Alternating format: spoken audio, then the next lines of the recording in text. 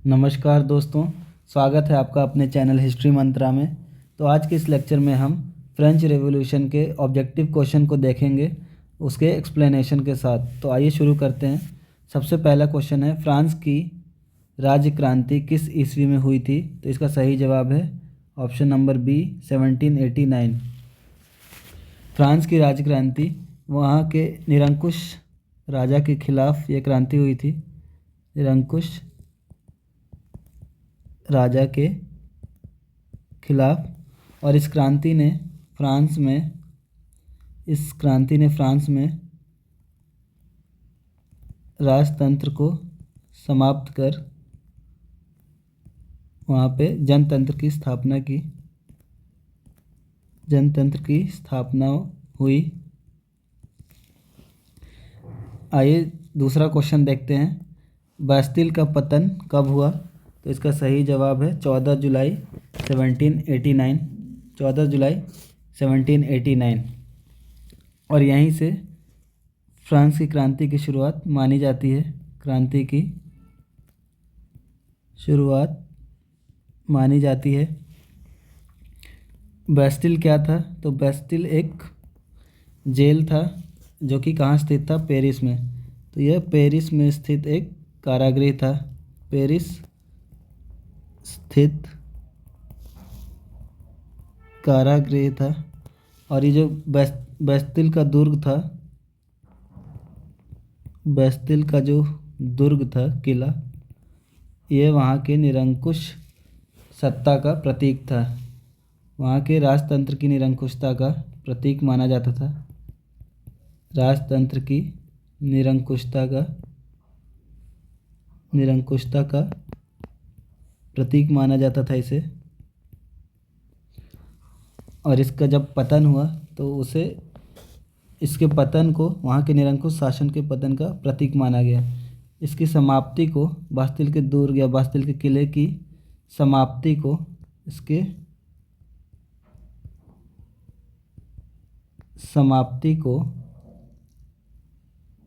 समाप्ति को निरंकुश शासन के पतन का प्रतीक,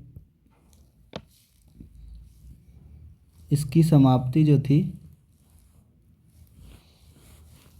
इसकी समाप्ति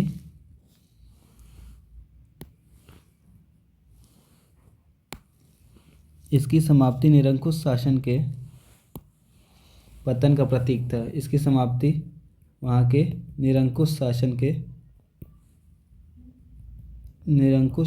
के पतन का प्रतीक था।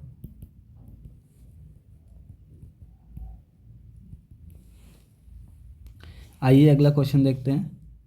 क्वेश्चन नंबर 3, प्रथम स्टेट में कौन आते थे? प्रथम स्टेट में कौन आते थे? तो इसका सही आंसर होगा ग, पादरी। तो फ्रांसीसी समाज उस टाइम पर 18वीं शताब्दी के दौरान फ्रांसीसी समाज जो था वो 3 भागों में बटा हुआ था। 3 स्टेट में बटा हुआ था। वहाँ का समाज 3 स्टेट में बटा हुआ था। कौन कौन से? सबसे पहला वर्ग जो था वो पादरी था। सबसे पहला वर्ग पादरी। दूसरा वर्ग कुलीन। और तीसरा वर्ग था बुर्जुआ वर्ग, जिसे मध्यम वर्ग के नाम से भी जाना जाता है। बुर्जुआ वर्ग, या फिर आप इसको मध्यम वर्ग बोल सकते हैं, मिडिल क्लास। तो फ्रांस का समाज 3 स्टेट यानी 3 वर्गों में बटा हुआ था, पादरी, कुलीन और बुर्जुआ वर्ग। और ये तीनों वर्गों में हमें समानता देखने को नहीं मिलती। ये तीनों वर्गों में भेदभाव देखने को हमें मिलता है। तो पहले 2 वर्ग के लोग जो थे वो, उनको कुछ विशेषाधिकार मिला हुआ था। ये विशेषाधिकार प्राप्त वर्ग था। विशेषाधिकार प्राप्त वर्ग था ये कुल जनसंख्या का मात्र 10%, कुल जनसंख्या का मात्र 10% था इसकी जनसंख्या। और ये लोग करों से भी मुक्त थे। ये लोग करों से मुक्त थे। इन्हें किसी भी तरह का कर नहीं देना पड़ता था, जबकि संपत्ति इन्हीं के पास ज़्यादा थी।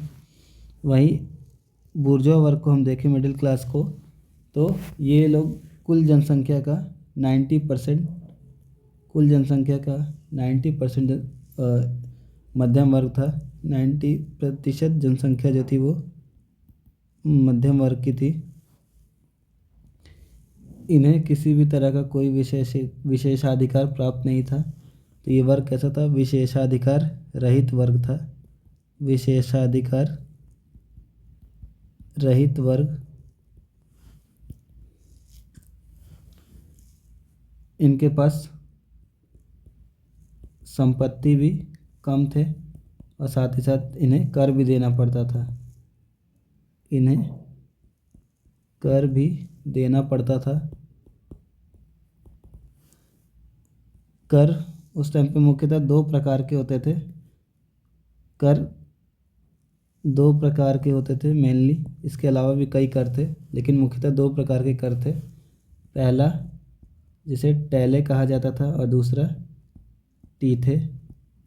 टैले जो कि भूमि कर था और टीथे जो कि धार्मिक कर हुआ करता था। धार्मिक कर। तो हमें वहाँ के समाज में असमानता और भेदभाव देखने को मिलता था। फ्रांस का समाज कितने वर्गों में बटा हुआ था? 3 वर्गों में, जिसे 3 स्टेट बोला जाता था। पादरी, कुलीन और बुर्जुआ वर्ग। आइए अगले क्वेश्चन पर चलते हैं।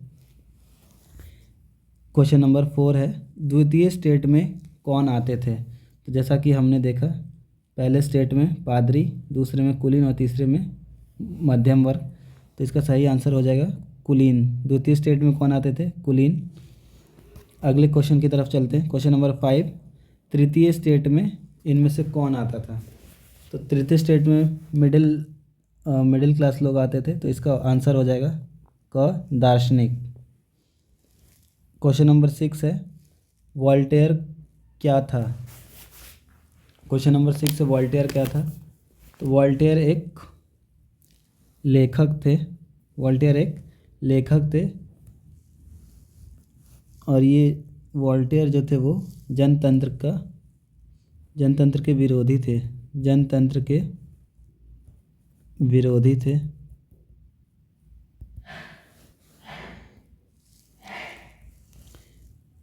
ये चाहते थे कि राजतंत्र हो, लेकिन वो राजतंत्र जनता के हित में हो। इनका मानना था कि राजतंत्र प्रजा के हित में होना चाहिए। राजतंत्र प्रजा के हित में होना चाहिए। आइए अगले क्वेश्चन की तरफ बढ़ते हैं। रूसो किस सिद्धांत का समर्थक था? तो इसका सही जवाब होगा बी, जनता की इच्छा, जनरल विल। तो रूसो की एक प्रसिद्ध पुस्तक है, उसका नाम था सामाजिक संविदा। रूसो की पुस्तक का नाम क्या है? रूसो की एक प्रसिद्ध पुस्तक है, उसका नाम है सामाजिक संविदा। सामाजिक संविदा, जिसको अंग्रेजी में सोशल कॉन्ट्रैक्ट बोलते हैं। सोशल कॉन्ट्रैक्ट बोलते हैं।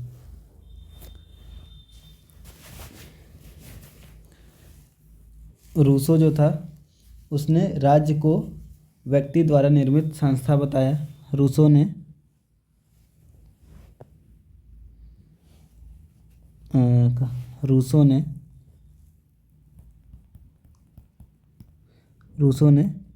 राज्य को व्यक्ति द्वारा निर्मित संस्था बताया। व्यक्ति द्वारा निर्मित संस्था बताया और जनता के इच्छा को संप्रभु माना। और जनता के इच्छा को संप्रभु माना।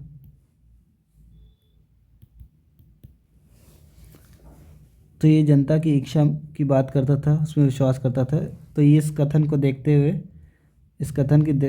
हुए हम कह सकते हैं कि रूसो जो था वो जनतंत्र का समर्थक था? रूसो जनतंत्र का समर्थक था।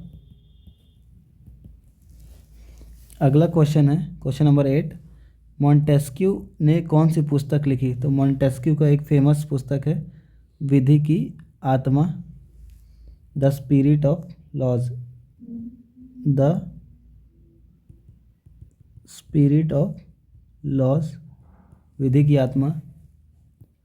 इसमें मॉन्टेस्क्यू ने शक्ति पृथक्करण का सिद्धांत दिया है, शक्ति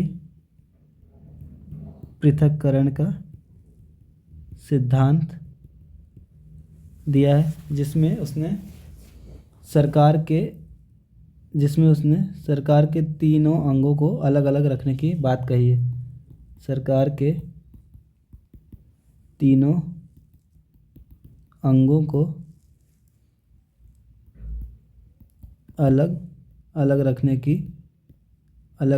की बात कही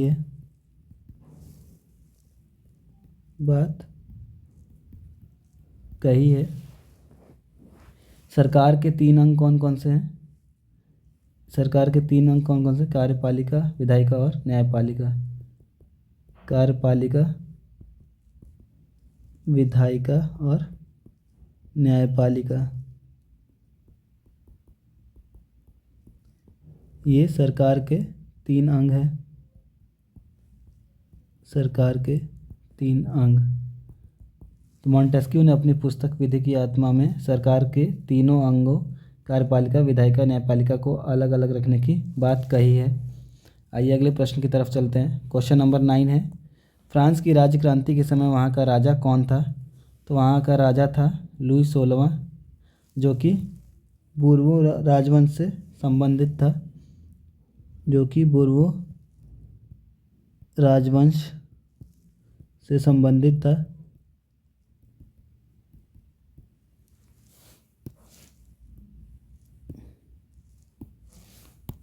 बोर्बो राजवंश से संबंधित था।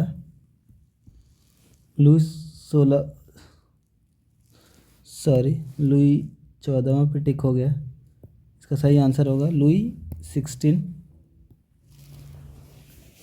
लुई 16 जो था, लुई 16 जो था वह बोर्बो राजवंश से संबंधित था और वह 1774 में गद्दी पर बैठा। 1774 में गद्दी पर बैठा और उसका विवाह ऑस्ट्रिया की राजकुमारी मैरी एंटोनेट से हुई। मैरी एंटोनेट से हुई थी, जो कि ऑस्ट्रिया की राजकुमारी थी। ऑस्ट्रिया की राजकुमारी थी। अगला प्रश्न, फ्रांस में स्वतंत्रता दिवस कब मनाया जाता है? फ्रांस में स्वतंत्रता दिवस कब मनाया जाता है? इसका सही उत्तर होगा 14 जुलाई को। और 14 ही जुलाई को बास्तिल के किले पर उस पर आक्रमण कर उस पर कब्जा कर लिया गया था। तो बास्तिल का जो किला था उसका पतन भी इसी दिन हुआ था। बास्तिल के किले का पतन 14 जुलाई 1789 को हुआ था और 14 जुलाई को ही फ्रांस में स्वतंत्रता दिवस के रूप में मनाया जाता है। तो आज के इस वीडियो में इतना ही। अगर वीडियो अच्छा लगा हो तो वीडियो को ज़्यादा से ज़्यादा शेयर करें अपने दोस्तों में और चैनल को सब्सक्राइब करें। आज के लिए इतना ही। बहुत बहुत धन्यवाद।